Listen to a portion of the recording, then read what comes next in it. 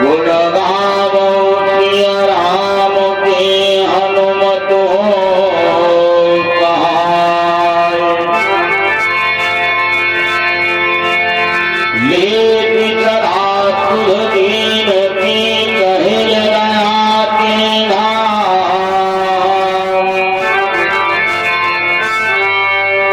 जननी जनक मुझति घर के प्रभु प्रीति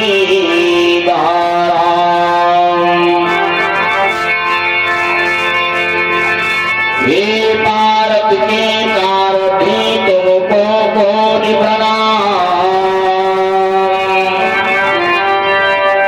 इस कण रूपी अश्व की तेरे हाथ लगा।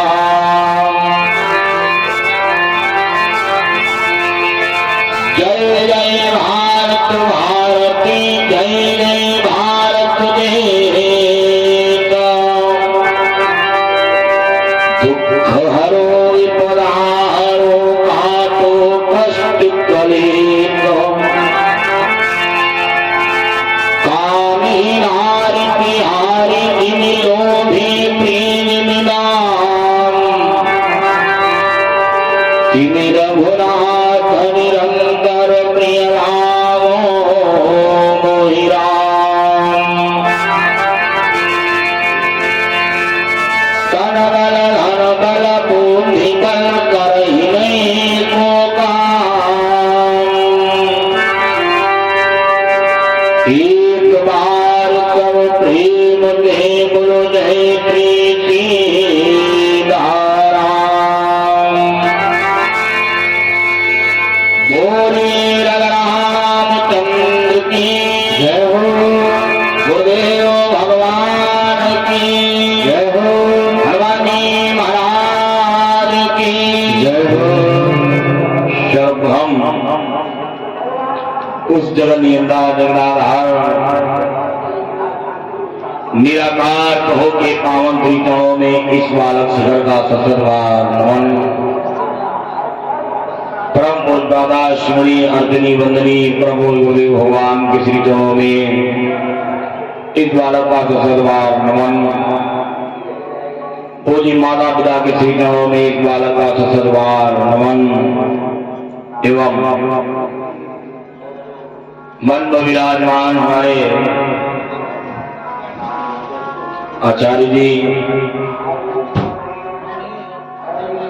संगीत के समस्त हमारे आचार्य बंधु,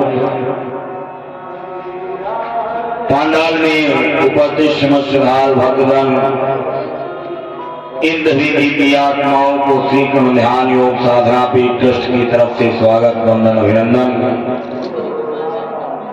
आइएगा हम सभी लोग मिलकर के दोबार प्रभु का पावन नाम गाएं।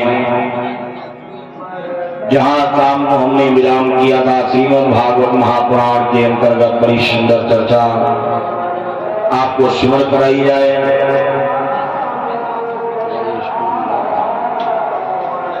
सभी लोग बड़े भाव के साथ में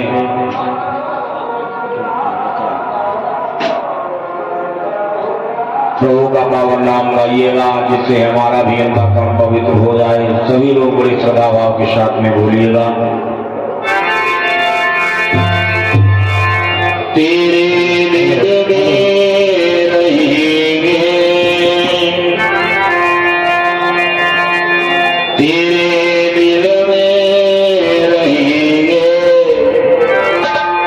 ओ सावनी तेरे दिल में रहेंगे, ओ सावनी दिल में रहेंगे, ओ सावनी दिल में रहेंगे।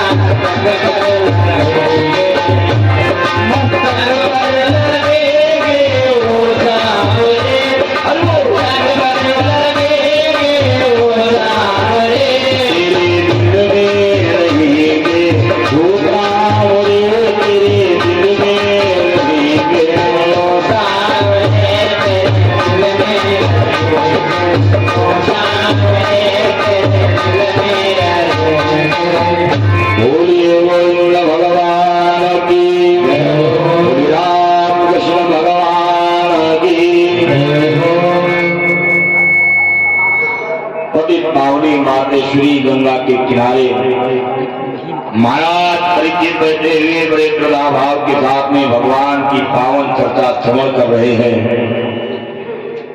सुखदेव जी ने कथा सुनाया, बोले राजन, परमात्मा की कथा में कभी अहंकार नहीं करना चाहिए, परमात्मा की कथा में कभी भी शंका नहीं करना चाहिए। जितनी देर आपको समय मिले कथा सुनाओ, लेकिन बड़े भाव के साथ में। आपने कल कथाएं श्रवण किया। सुखदेव जी ने कहा, अरे महाराज परिचित, देखिए भगवान के अवतारों का हम आपको जानते हो वर्णन सुनाते हैं। भगवान के कई अवतार हुए हैं। देखिए ज्यादा तो समय नहीं, लेकिन जैसा भी समय है भगवान के कुछ अवतारों की चर्चा हम भी आपको श्रवण कराएंगे। भगवान का जो प्रथम अवतार हुआ है जनक नंदन सनातन सनत कुमार। भगवान चार जानते हो ऋषियों रूप में भगवान इस धरातल के ऊपर अवतरित होते हैं। भगवान का एक अवतार हुआ है 12 है अवतार। भगवान ने 12 रूप धारण करके समाज का कल्याण किया। भगवान ने जिस समय पर हिरण्याक्ष का वध कर दिया, देखिए ये 2 भाई थे, एक का नाम था हिरण्याक्ष और एक का नाम था हिरण्याकश्यप। दोनों भाई थे, बड़े बलवान थे, बड़े पराक्रमी थे। भगवान ने जब जानते हो हिरण्याक्ष का वध किया, हिरण्याकश्यप ने जो ही किनारे हमारा भाई मार दिया गया। हिरण्याकश्यप ने विचार किया हम क्या करें, इन देवताओं से कैसे बदला लें। हिरण्याकश्यप ने सोचा देवताओं पे लड़ने के लिए हमें बल की आवश्यकता पड़ेगी, ताकत चाहिए। अब बोला ताकत कैसे कैसे मिलेगी? बोला चलो हम जानते हो भोले बाबा को प्रसन्न करते हैं। देखिए हमने बताया था भोले बाबा ऐसे देवता हैं इनको सब पूजते हैं। हाँ, देवता भी पूजते हैं, राक्षस भी पूजते हैं, भूत भी पूजते हैं, प्रेत भी पूजते हैं। हिरण्यकश्यप ने विचार किया मैं भोले बाबा को प्रसन्न करूंगा, उनसे वरदान मांगूंगा। हिरण्यकश्यप ने जानते हो अपने राजपाट को छोड़ दिया, योगिया वस्त्रों को धारण कर लिया। अब तपस्या करने के लिए हिरण्यकश्यप वहां पे प्रस्थान करता है कि भाई का मरना सुनते ही अरे भाई का लोह उबल पड़ा।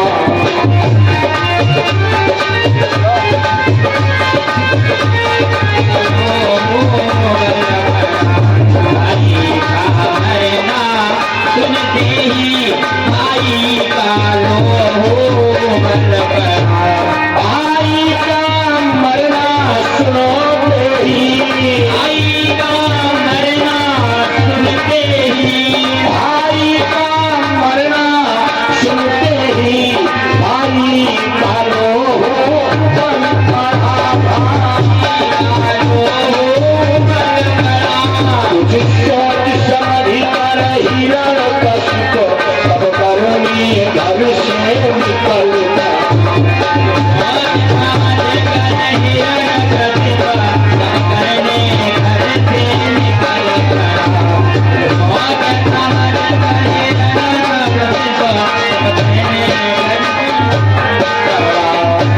हिरण्यकश्यप राम को पहुंच गया, कहा जंगल में पहुंच गया।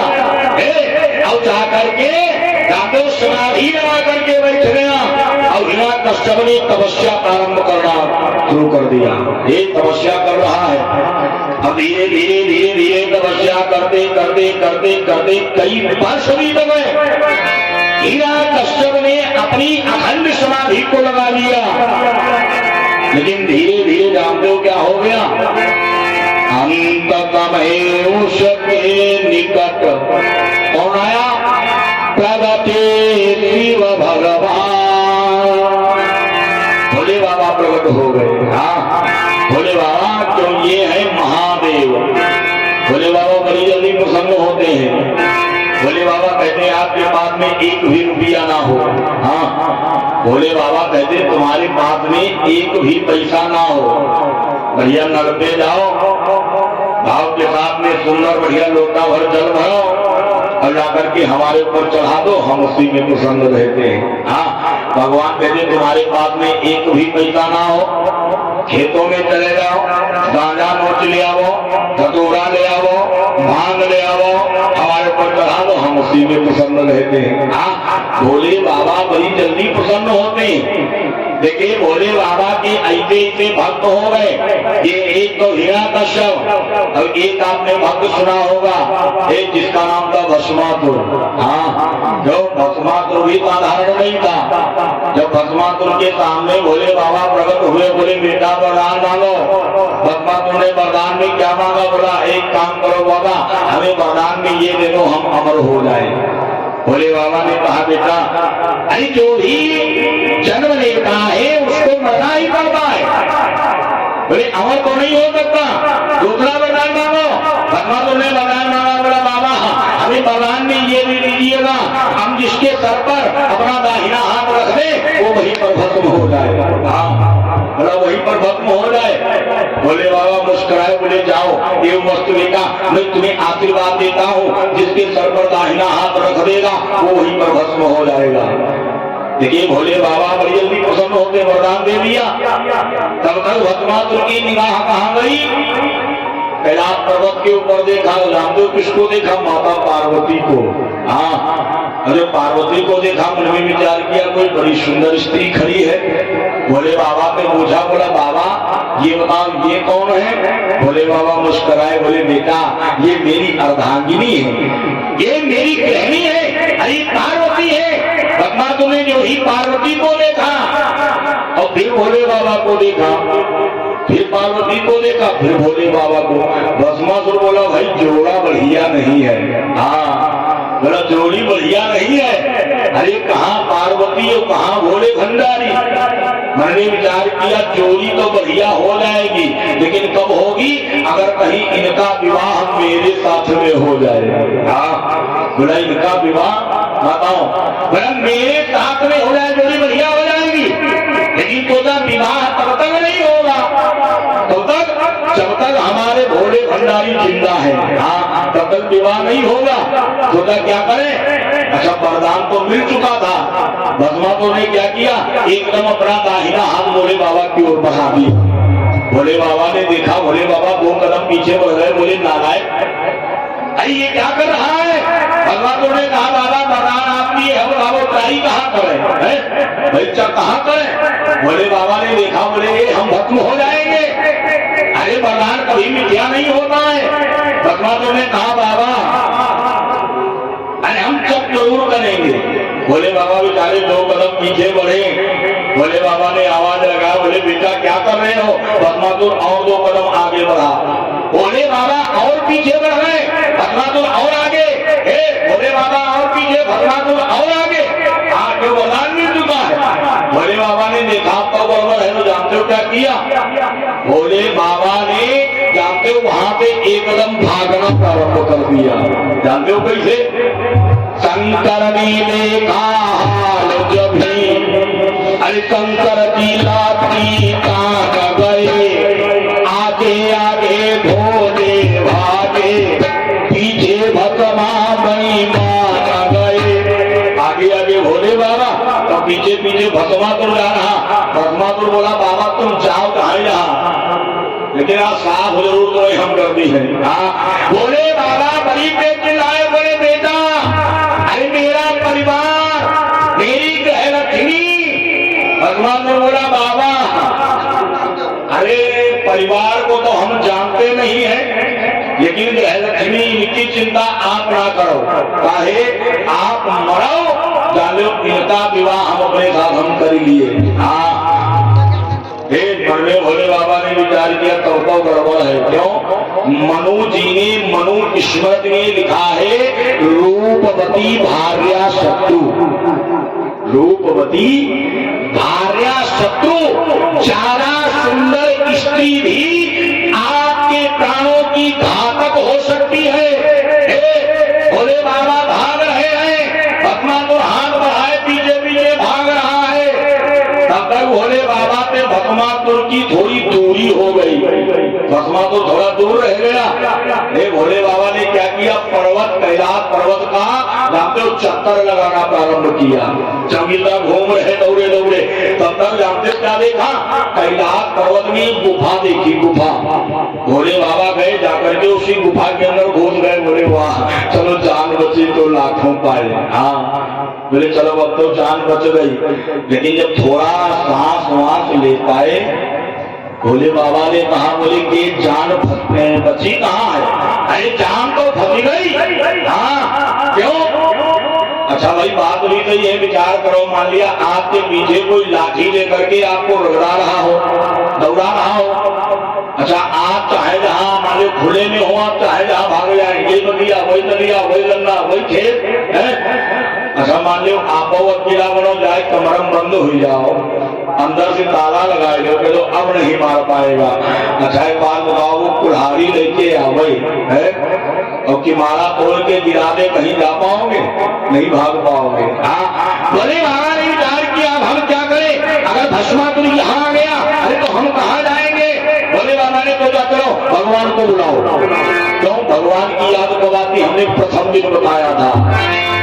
तू कभी तू मिलन कब करे, तू कमी करे न कोई।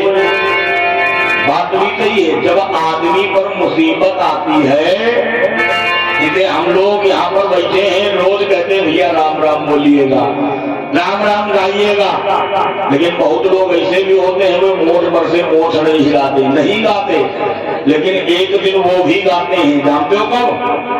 अगर कहीं पेट में दर्द हो रहा हो है या सर में दर्द हो रहा हो तो देखो वैसे बड़े हाय राम हाय राम हाय राम। हाँ तब याद आता आती है। दुख में तुमिरन सब करे, सुख में करे न कोई, जो दुख में तुमिरन करे तो दुख काहे को होय।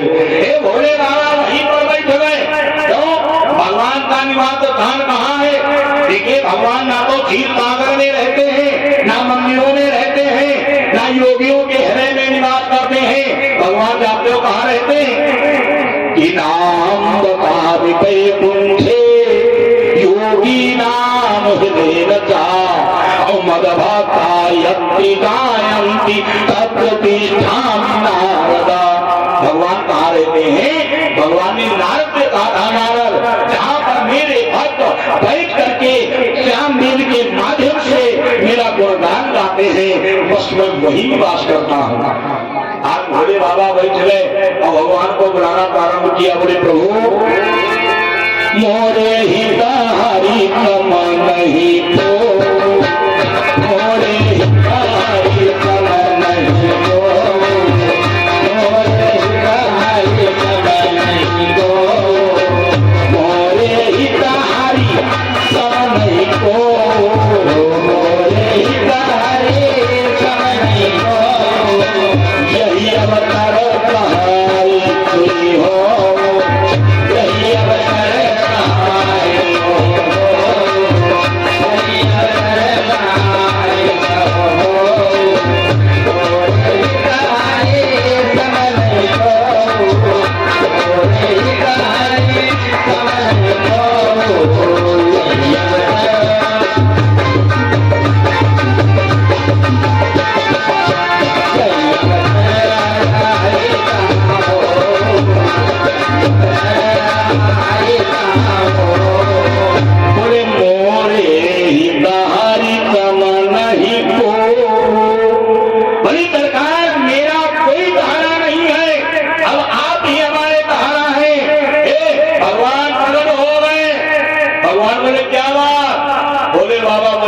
सरकार मेरे प्राण बचा लो। ये भगवान ने क्या किया? भगवान ने जानते हो माता पार्वती का भेष बना करके और भस्मासुर के सामने पहुंच गए। आवाज लगा, बोले भस्मा। भस्मासुर ने देखा, पीछे घूम करके क्या देखा? पार्वती। लेकिन वो पार्वती नहीं थी। हाँ वो तो भगवान थे। भगवान ने आवाज लगा, बोले कहाँ जा रहे हो? भस्मासुर बोला तुम्हारे बहू को भस्म करने। भगवान बोले काहे? भस्मासुर ने कहा जब वो भस्म हो जाएंगे तुम्हारा विवाह अपने साथ में कर लूंगा। हाँ बोला विवाह अपने साथ में कर लूंगा। भगवान ने कहा अरे भस्मा कहाँ उनके चक्कर में पड़े हो, आओ हम तुम्हारे साथ में चल रही हूँ। लेकिन भगवान ने कहा एक काम करना पड़ेगा, मेरे भोले बाबा मुझे रोज तांडव नृत्य दिखाते थे, अगर वही नृत्य तुम हमें दिखाओ तो हम चल सकती है। भस्मासुर ने नृत्य का नाम सुना, बोला हे सुनो तो ये नाचना गाना हमें नहीं आता है। हाँ भगवान बोला अगर किसी को मारना है तो बताओ बहन दादी को। भगवान बोले सुनो तो हम नहीं जाएंगे। भस्मासुर ने कहा जा रुको, ये बताओ जब तुमने प्रभु का नृत्य देखा? भगवान मुस्कुराए, बोले हाँ हमने खूब नृत्य देखा। भस्मासुर बोला तो एक काम करो तुम हमको सिखा दो तो हम तुमको करके दिखा देंगे। भगवान बोले तुम्हें कौन सी बड़ी बात, ऐसा करो बायां हाथ कमर पर रखो। भस्मासुर ने बायां हाथ कमर पर रखा, बोला बस नाचने लगे। भगवान बोले वैध ही होगा है? अरे अभी कहा, ये तो खाली शुरुआत है। भस्मासुर बोला फिर? भगवान बोले अब उछलो, कूदो। बोले उछलो। अब भगवान को बड़ी तेज उछल रहा, बोला देखो नाच रहे। भगवान बोले अभी तुम्हारा नाच अधूरा है। भगवान को बोला क्या करें? भगवान बोले उछल दो, अपना दाहिना हाथ सर पे रखो। और जो ही भस्मासुर दाहिना हाथ सर पर ले गया, भस्मासुर स्वयं भस्म हो गया। स्वयं भस्म हो गया। ऐसे भोले बाबा बड़ी जल्दी प्रसन्न होते हैं। आज वही भोले शंकर भूपेश्वरनाथ बिना कष्टम के सामने खड़े हैं। बोले बेटा तुम्हारे मन में जो भी आए वरदान मांगो। बिना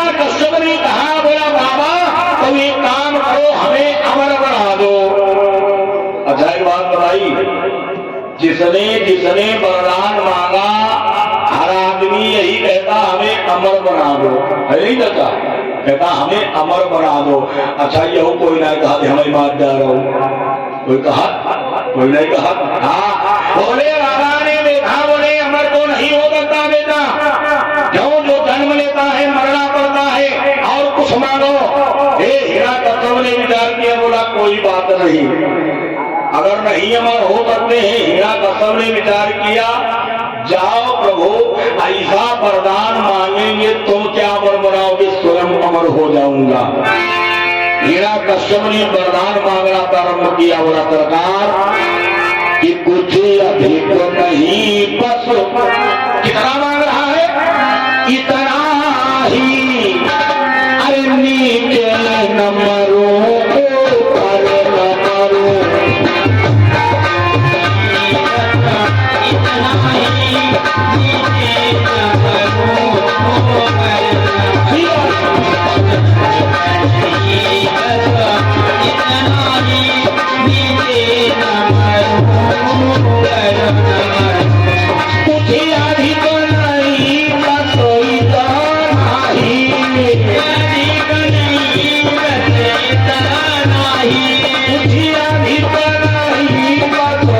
इतना ही नीचे न मरो ऊपर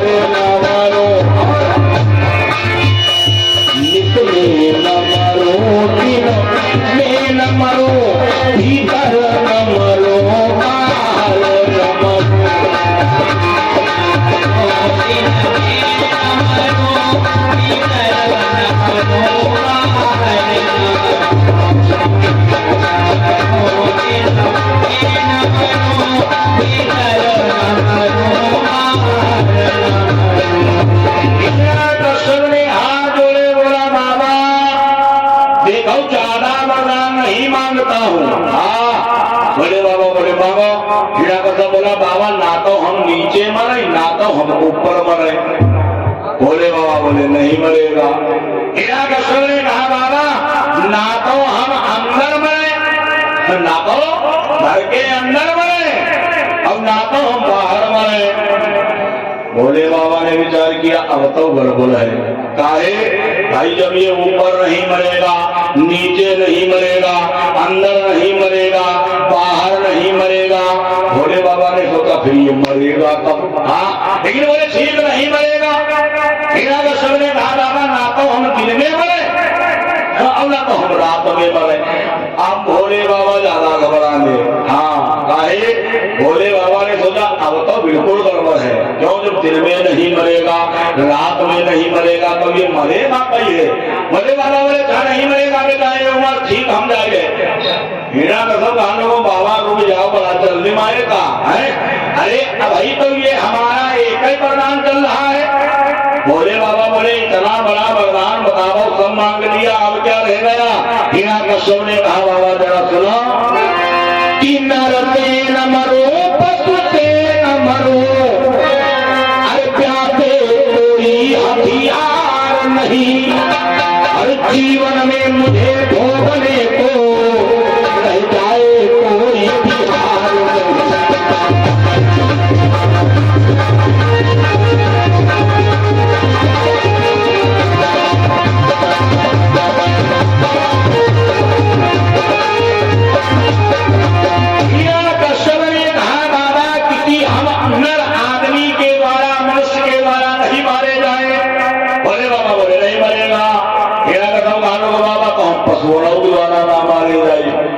अब भोले बाबा धीरे धीरे पसीना छोड़े लगे। भोले बाबा कहेंगे अब तो गड़बड़ है। काहे, जब ये आदमी ना गिनाई मरी है, पशुवन गिनाई मरी है। हिरण्यकश्यप ने कहा बाबा किसी अष्टशस्त्र से ना मारा जाओ। भोले बाबा बोले नहीं मरेगा। हिरण्यकश्यप बोला बाबा अपने जीवन में ऐसा कोई सुख ना हो जिसकी मुझे प्राप्ति ना हो। भोले बाबा बोले ठीक बेटा अच्छा जाए तो कहानों को रुकी जाओ, बहुत जल्दी भाई वरदान मांग रहे, तुम जाइए लगाइए। भोले बाबा बोले बेटा अब क्या रह गया, अब तो सब कुछ छौ मांग लिया है। हिरण्यकश्यप ने कहा बाबा एक वरदान नाम दो, एक बात भी रह गई। बोले बाबा, बोले कौन? हिरण्यकश्यप ने कहा बाबा जो ये 12 महीने होते हैं, 12 महीना, हाँ सावन हो गया कुमार गांधी बांधव, ये जो 12 महीने होते हैं। हिरण्यकश्यप बोला बाबा हम इनमें भी ना मारे जाए। बोले बाबा मनवा सोचिन हाई आफत बेकार आई गए रहा, लेकिन बोले ठीक बेटा क्या नहीं मरेगा। को बाबा का बजाओ। बोले बाबा कहीं हम जाई का बचुरी का है सब तो मांग लिए क्या बता है। भोले बाबा ने कहा ठीक बेटा। भोले बाबा ने आशीर्वाद दिया और भोले बाबा जानते हो अंतर ध्यान हो गए। आज हिरण्यकश्यप जब अपने नगर में आया, हिरण्यकश्यप ने बढ़िया सुंदर दरबार को सजाया, अपने दीप के ऊपर मुकुट रखा और सिंहासन पर बैठ गया। समस्त प्रजावासियों को बुलाया और ऐलान करना प्रारंभ कर दिया। बोला सुनो, हमारी जितनी प्रजा है आप लोग ध्यान दीजिएगा। ये हिरण्यकश्यप आज तुम सबको बतला रहा है क्या कि पहले किसने मेरे भाई हिरण्यनाथ को मारा है, और वो याद रहे इस जीवन में पहला साथ तुम्हारा।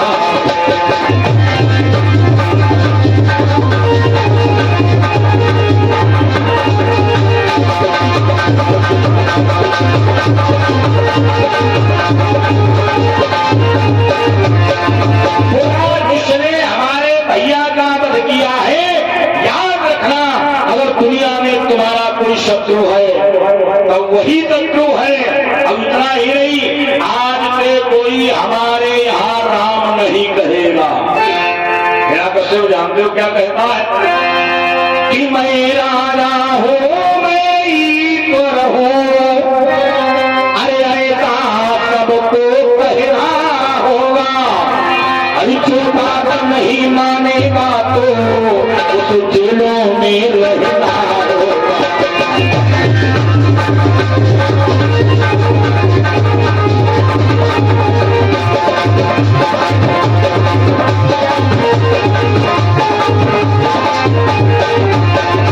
हिरण्यकश्यप ने कहा आज से तुम्हारे हम ही राजा है, हम ही जगदीश्वर है।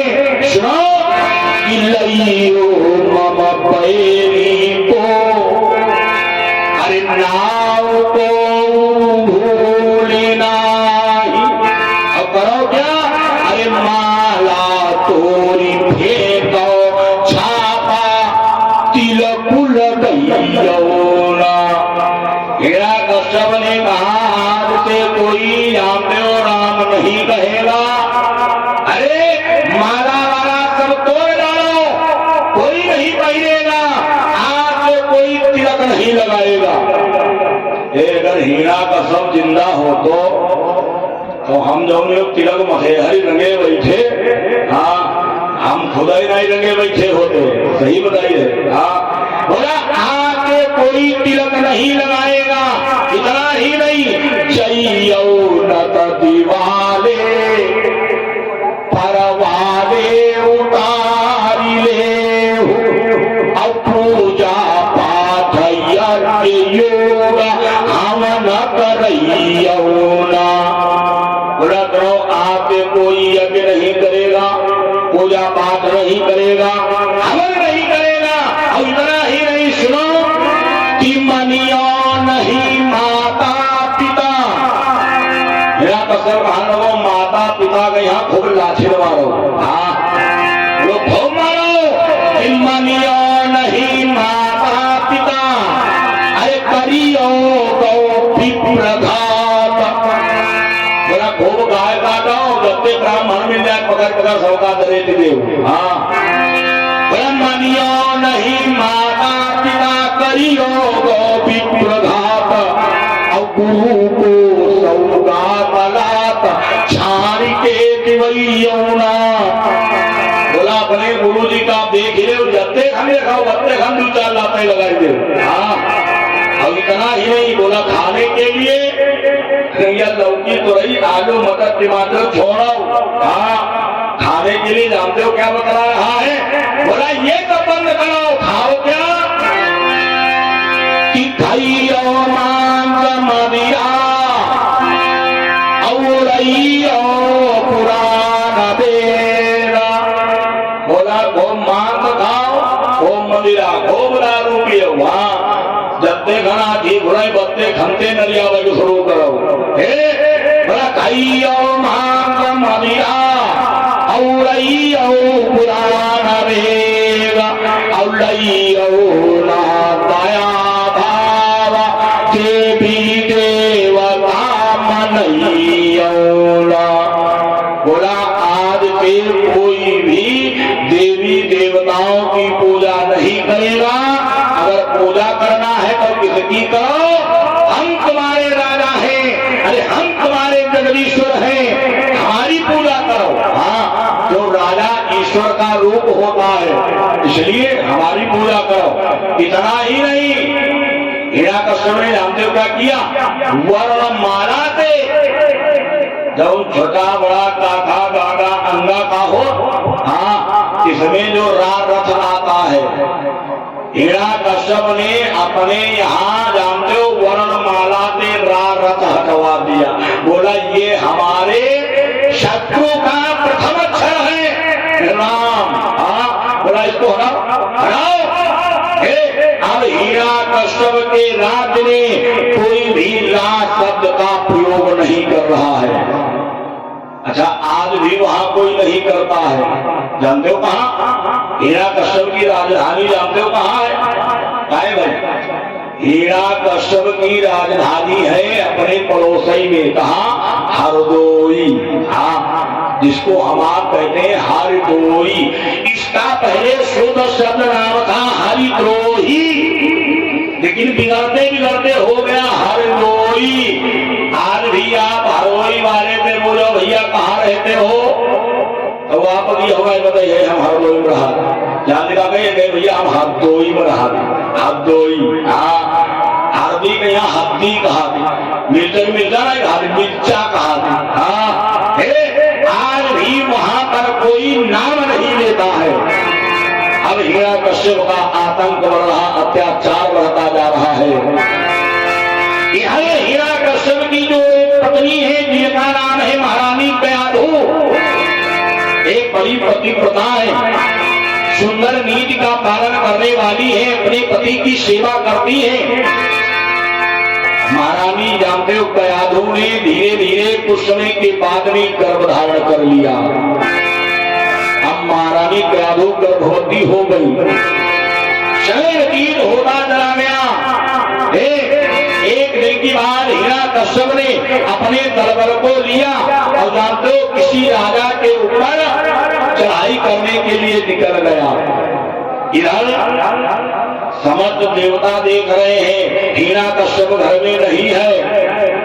देवराज इंद्र ने देखा आज हिरण्यकश्यप घर में नहीं है, मन में विचार किया बहुत बढ़िया मौका है। क्यों? अगर फोड़े को पकने से पहले फोड़ दिया जाए तो चतुरता है। हाँ, बोले महारानी कयाधु ने गर्भ धारण किया है, अगर हम इस कयाधु को समाप्त कर दें, अरे तो इसके द्वारा कोई पुत्र ही नहीं उत्पन्न होगा। क्यों? आज जैसे बाप परेशान करता है, अब तक वैसे बेटा परेशान करेगा। अच्छा, कहावत भी कही जाती है, पुराने लोग कहते हैं क्या?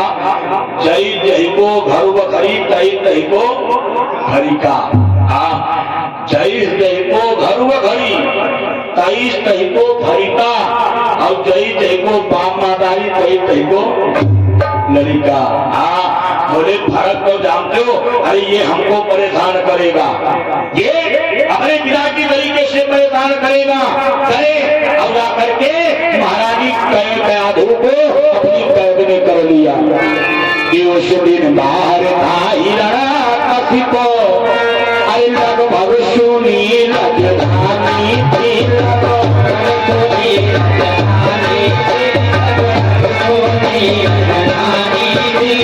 महलों में मुखिला दिया कहीं तो गर्भिणी कयाधु रानी थे।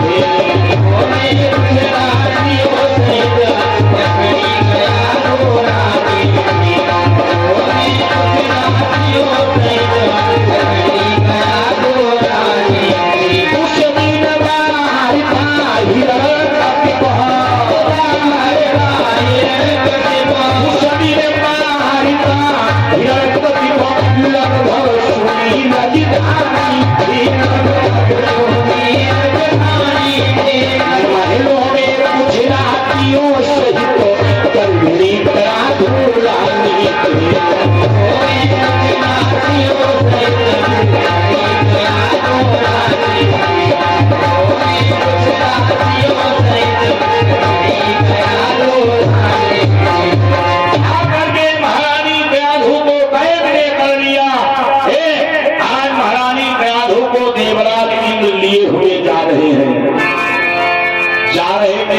रास्ते में देवराज इंद्र की मुलाकात जानते हो किससे हो गई? किससे हो गई? जिन्होंने समाज का हमेशा कल्याण किया है। हाँ, उनकी मुलाकात हो गई केवल श्री नारद बाबा से। नारद बाबा ने देखा ये इंद्र कैद किसको किए लिए जा रहे हैं। आवाज लगाया, बोले देवराज, हे देवराज। देवराज इंद्र ने देखा, बोले बाबा। नारद बाबा ने कहा, बोले बेटा देवराज ये बताओ आप किसको कैद करके लिए हुए जा रहे हो। देवराज इंद्र ने कहा, बोले बाबा ये हिरण्यकश्यप की पत्नी दयालु है, ये कर्मवती है। हम मन में विचार कर रहे हैं अगर इनको श्राप कर दिया जाए तो चतुरता है, आगे चल करके कोई जानते हो उपद्रव नहीं उत्पन्न होगा। नहीं तो जैसे बाप परेशान करता है वैसे बेटा परेशान करेगा। नारद बाबा मुस्कुराए, बोले देवराज अरे तुम्हारी बुद्धि पर पत्थर पड़ गए। हाँ, बोले तुम्हारी बुद्धि फिर गई। अरे इस नारी के द्वारा कोई साधारण पुत्र नहीं होगा। देवराज ने कहा बाबा मतलब? नारद बाबा ने कहा, बोले बेटा जरा सुनो देवराज, अरे तुम कितना बड़ा अनर्थ करने जा रहे हो। इंद्र ने कहा अनर्थ क्या है? अरे ये दैत्य कुल की रानी है, इसके द्वारा दैत्य उत्पन्न होगा बाबा, तभी हम इसको समाप्त कर देंगे। नारद बाबा ने कहा देवराज जरा पहले हमारी बात सुनिएगा। रानी के गर्भ से ही, बोले इस गर्भ के द्वारा जो पुत्र होगा साधारण पुत्र नहीं होगा। रानी के गर्भ से ही वह परम भाव प्रगटाएगा। रानी के गर्भ से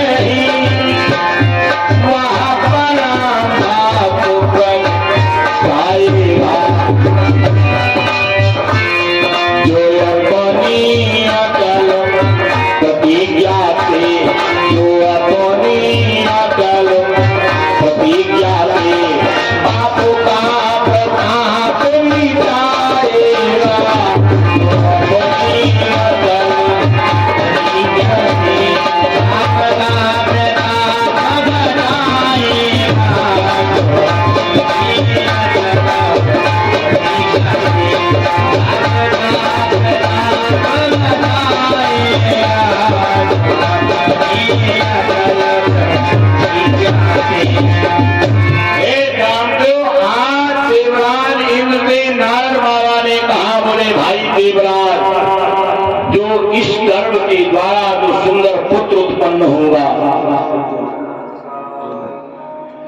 जो पुत्र उत्पन्न होगा साधारण नहीं भगवान का परम भक्त होगा। देवराज ने सुना, बोले बाबा अरे आप झूठ तो नहीं बोल रहे। हाँ बाबा क्यों, हम लोग बहुत परेशान हैं। देवर नारद ने कहा, बोले सुनो देवराज हम कभी झूठ नहीं बोलते। हाँ अच्छा देखो बाबा ने नारद बाबा में एक सबसे बढ़िया गुण था, सबसे बढ़िया गुण। क्यों? नारद बाबा कभी भी झूठ नहीं बोलते थे। अब झूठ बोलना भी नहीं चाहिए, हमने पहले ही बताया था। हाँ झूठ नहीं बोलना चाहिए। जानते हो देवराज ने कहा तुम छोड़ दो भैया, मेरी बात मान जाओ। अरे तुम बहुत बड़ा अनर्थ करने जा रहे हो। देवराज इंद्र ने क्या किया, आज महारानी प्यादू को जानते हो कैद से आजाद कर दिया। कि अबलाओं को छोड़कर गया इंद्र शाला अबलाओं को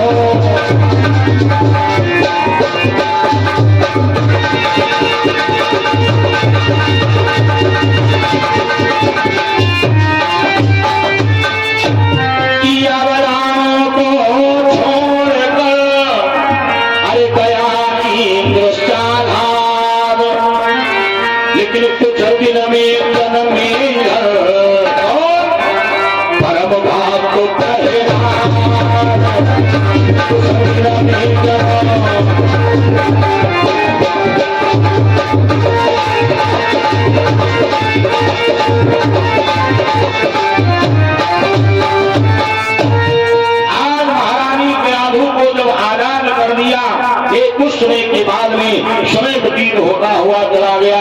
महारानी क्याधु के गर्भ के द्वारा एक बढ़िया सुंदर पुत्र उत्पन्न हुआ। ज्योतिषियों ने जिस बालक का नाम प्रहलाद रख दिया। हाँ, क्या रख दिया? प्रहलाद। अब धीरे धीरे प्रहलाद जी जानते हो बड़े हो रहे हैं। कुछ समय व्यतीत और हो गया, प्रहलाद जी चलने लगे और समय व्यतीत हुआ। जानते हो हिरण्यकश्यप ने विचार किया मेरा पुत्र धीरे धीरे बड़ा हो रहा है, चलो इसको विद्या अध्ययन के लिए भेजना चाहिए। वहीं पर नगर में एक गुरु जी जानते हो विद्या अध्ययन करवाते थे, जिनका नाम था खंडामृत। बड़े प्रेम के साथ में पढ़ाते थे। हिरण्यकश्यप ने क्या किया? हिरण्यकश्यप ने अपने पुत्र प्रहलाद का नाम खंडामृत जी के पास में लिखवा दिया। प्रहलाद जी रोज बढ़िया बस्ता टांगते हैं, पढ़ने के लिए जाते हैं, पढ़ करके पुनः घर वापस आते हैं। धीरे धीरे समय व्यतीत होता चला गया। माता जी इनको जगह दो, जगह रहे बहन जी। बोले वृंदावन बिहारी लाल की। सोना में बोले राम कृष्ण भगवान की। ये तरफ तेज लगाइएगा भाई। बोलिए मैया की। धन्यवाद। धीरे धीरे समय व्यतीत होता चला गया। एक दिन की बात, प्रहलाद जी बढ़िया सुंदर बस्ता लेकर के सुंदर विद्या अध्ययन करने के लिए जा रहे हैं। चलते चलते जा रहे थे, तब तक जानते हो जब अपने महल के बाहर गए, थोड़ा और आगे बस्ती में पहुंचे, तब तक प्रहलाद जी के कानों में रोने की आवाज सुनाई पड़ी। माताओं, प्रहलाद जी ने विचार किया, अरे ये हमारे राज्य में ये कौन रो रहा है, किसके ऊपर मुसीबत आई है? प्रहलाद जी ने जानते हो इधर उधर निगाह लगाया तो क्या देख रहे हैं? एक मकान है, टूटा मकान, कच्चा मकान, मिट्टी का बना हुआ है। उसी के अंदर से रोने की आवाज आ रही है। प्रहलाद जी ने विचार किया ये रो कौन रहा है? प्रहलाद जी ने जानते हो उसी मकान के अंदर प्रवेश किया। जब अंदर प्रवेश किया तो क्या देखा? मकान किसका है? कुम्हार का है। अंदर देख रहे हैं एक बूढ़ी माता जी कुम्हारी बैठी है। कि देखा कि कुम्हारी रोती है, अरे खुद को धिक्कार दे रही है। देखा कि कुम्हारी रोती है,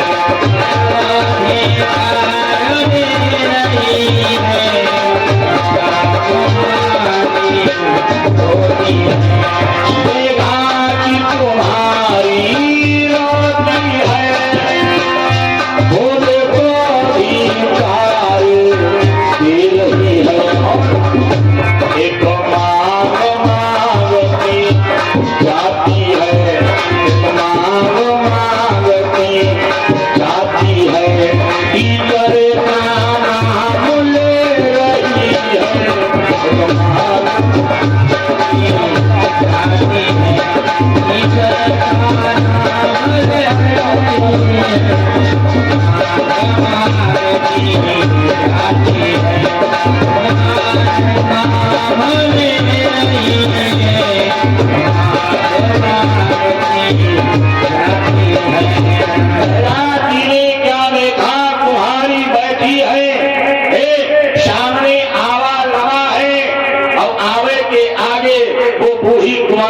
बैठी हुई रो रही है, बड़ी बेचिटकार भर भर के रो रही है और अपने प्रभु को याद कर रही है। बोली प्रभु